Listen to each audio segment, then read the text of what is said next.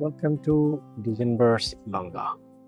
আজকে আমরা দেখব ওয়ার্কস্পেস রিসেট কিভাবে করবেন। ওয়ার্কস্পেস রিসেট করার জন্য ধরুন আপনি একটি ওয়ার্কস্পেসে কাজ করছেন, যে কোনো একটা ওয়ার্কস্পেস, মনে করেন ভেক্টর, পিক্সেল, লেআউট, যে কোনো একটা ওয়ার্কস্পেসে কাজ করছেন, তখন কিন্তু আপনার বিভিন্ন প্যানেলগুলো আপনার মতো করে সাজিয়ে রেখেছেন। তখন এমনও হতে পারে আপনি এই বিভিন্ন ধরনের প্যানেলগুলোকে একটু হিজিবিজি করে রাখবেন। তখন আপনার তো সবসময় মনে থাকবে এরকম তো কোনো কথা নেই।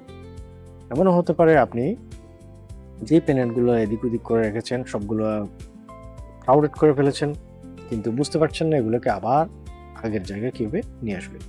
তখন একদম সিম্পল একটা সলিউশন হচ্ছে আপনার উইন্ডোতে যাবেন, প্যানেলে যাবেন, প্যানেলস, উইন্ডো, প্যানেলস, দেখা যাচ্ছে কিনা জানি না আমি, প্যানেলসে যাবেন, তারপর একটু রাইটের দিকে এসে রিসেট ক্লিক করবেন। হ্যাঁ, রিসেটে ক্লিক করুন, সব কিছু আগের মতো একদম সব কিছু ক্লিন হয়ে গেছে।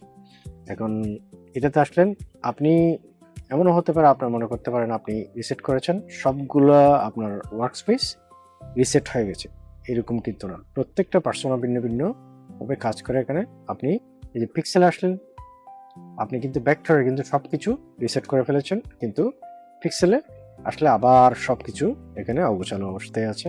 তখন কিন্তু আপনি কি করবেন, ওয়ার্কস্পেস, প্যানেলস, রিসেট। একদম ইজি না? একদম ইজি। অন্য একটা লেআউটে যান, এটাতে সবকিছু ঠিকঠাক আছে।